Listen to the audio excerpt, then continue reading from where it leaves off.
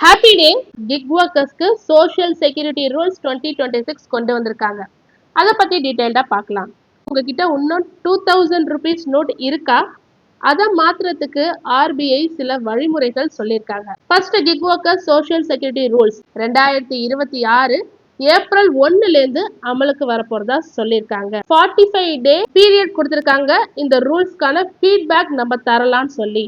So எதில் போய் தரலான்னு பார்த்தீங்கன்னா labor.government.inல ஃபீட்பேக்கில் போய் நீங்கள் கொடுக்கலாம்.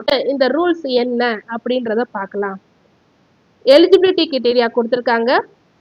முதல்ல நீங்கள் சிங்கிள் அக்ரிகேட்டரா இல்லை மல்டிபிள் அக்ரிகேட்டரான்னு உறுதி செஞ்சுக்கோங்க. சிங்கிள் அக்ரிகேட்டர்னா நீங்கள் ஒரே ஒரு நிறுவனத்தில் தான் வேலை செய்கிறீங்க. ஃபார் எக்ஸாம்பிள் ஜொமேட்டோனா நீங்கள் ஜொமேட்டோவில் மட்டும்தான் வேலை செய்கிறீங்க. குறைந்தது அதில் 90 டேஸ் நீங்கள் ஒர்க் பண்ணணும். அப்போ தான் இந்த ரூல்ஸ்க்கு நீங்கள் வர முடியும். அதே மல்டிபிள் அக்ரிகேட்டர்னா அதாவது பல நிறுவனங்கள்ல, அதாவது ஜொமேட்டோ, உபர், ஸ்விக்கி, இதில் எல்லாத்துலேயும் நீங்கள் வேலை செய்கிறீங்கன்னா நீங்கள் குறைஞ்சது மொத்தமாக 120 டேஸ் ஒர்க் பண்ணியிருக்கணும்னு சொல்லியிருக்காங்க. இந்த சோஷியல் செக்யூரிட்டி ரூல்ஸ் 2026 கீழே நீங்கள் பலன் அடையணும்னா. அந்த இன்கம் ரூலும் கொடுத்துருக்காங்க. நீங்கள் சிங்கிள் அக்ரிகேட்டராக இருந்தால் ஒரு வேலையை நீங்கள் செஞ்சீங்க, அதில் உங்களுக்கு 10 ரூபா கிடைச்சா கூட நீங்கள் அதில் ஒரு நாள் வேலை செஞ்சதுக்கான அர்த்தம் அப்படின்னு சொல்லியிருக்காங்க. இதே நீங்கள் மல்டிபிள் ஆப் பெனிஃபிட், அதாவது ஒரே நாளில் 3 நிறுவனத்தில் வேலை செய்கிறீங்க, ஜொமேட்டோ, ஸ்விக்கி, பிளிங்கிட், உபர், இது 3 நிறுவனத்தில் வேலை செஞ்சீங்கன்னா ஒரே நாளில் 3 நிறுவனத்தில் வேலை செஞ்சால் அது 3 நாள் வேலைன்னு சொல்லியிருக்காங்க.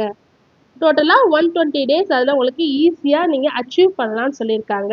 ஸோ இது இன்கம் ரூல்.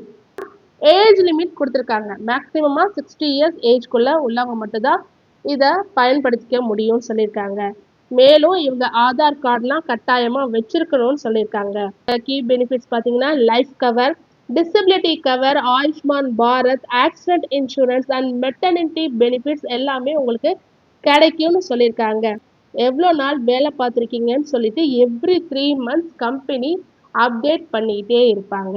எல்லாமே கரெக்டாக இருந்ததுன்னா உங்களுக்கு இந்த கீ பெனிஃபிட்ஸ் கிடைக்கும்னு சொல்லியிருக்காங்க. ஆனால் இதுக்கு 45 டேஸ் விடோ கொடுத்துருக்காங்க. அதில் நம்மளோட பப்ளிக் ஃபீட்பேக் கொடுக்கலாம் அப்படின்னு சொல்லியிருக்காங்க. அது ஃபீட்பேக் எல்லாம் கேட்டு அதுக்கப்புறம் தான் ஏப்ரல் 1, 2026 அமலுக்கு வரும்னு சொல்லியிருக்காங்க. இதுக்கு இடையில வேற ஏதாவது மாற்றம் இந்த ஃபீட்பேக் மூலம் வந்தாலும் அதையும் அமல்படுத்துவாங்க. உங்ககிட்ட 2000 ருபீஸ் இன்னும் இருக்கா? அது மாற்றத்துக்கு சில வழிமுறைகள் கொடுத்துருக்காங்க ஆர்பிஐ. இந்த 2000 ருபீஸ் நீங்கள் நார்மலாக பேங்க்குக்கு போய் மாற்ற முடியாது. ஸோ அதுக்கெல்லாம் கால அவகாசம் 2 இயர்ஸ் பிஃபோர்ஸே முடிஞ்சிட்டு.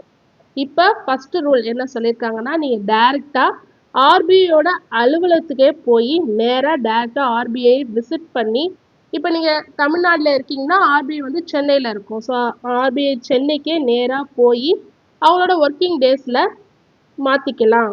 மேக்ஸிமமாக 20,000 வரைக்கும் சிங்கிள் டைம் சேஞ்சாக நீங்கள் மாற்றிக்கலாம் ஒரு நாளில். 2000 ருபீஸ் நோட் இருக்கணும் உங்ககிட்ட, ஆதார் அண்ட் பேன் ஜெராக்ஸ் இருக்கணும். அவங்க ஒரு ஃபார்ம் கொடுப்பாங்க, அதை ஃபில்அப் பண்ணால் போதும், உங்களோட 2000 ருபீஸ் நோட்டை மாற்றிப்பாங்க.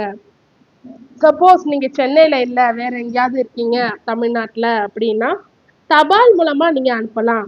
தபாலில் ஆர்பிஐ வெப்சைட்டில் அந்த ரிக்வெஸ்ட் ஃபார்ம் இருக்கும், அதை ஃபில்அப் பண்ணி வச்சுக்கணும். அதோட ஆதார், பேன் ஜெராக்ஸ் வச்சிடணும். உங்களோட பேங்க் பாஸ்புக் காப்பி, எதில் நீங்கள் டெபாசிட் பண்ணணும் அப்படின்றீங்களோ அந்த பேங்க் பாஸ்புக் காப்பியை வைக்கணும். அண்ட் தென் 2000 ருபீஸ் நோட் எல்லாமே இன்சூர்டு போஸ்ட்டில் நீங்கள் அனுப்பணும். அப்படி அனுப்பும்போது ஆர்பிஐ கிட்ட போனோடனே அது சரி பார்த்து உங்கள் வங்கி கணக்குலேயே அவங்க நேரடியாக பணத்தை வரவு வச்சிருவாங்க. இல்லை உங்ககிட்ட 50,000 அண்ட் எபோ இருக்கு அப்படின்னா அந்த 50,000 2000 ருபீஸ் நோட்டை அதில் எவ்வளோ இருக்கோ அதை சப்மிட் பண்ணுறதுக்கு அந்த மணி எங்கேருந்து வந்ததுன்ற அந்த ஆதாரத்தோட நீங்கள் சப்மிட் பண்ண வேண்டியதாக இருக்கும். ஸோ இது எல்லாமே ஆர்பிஐ சொல்ல வழிமுறைகள்.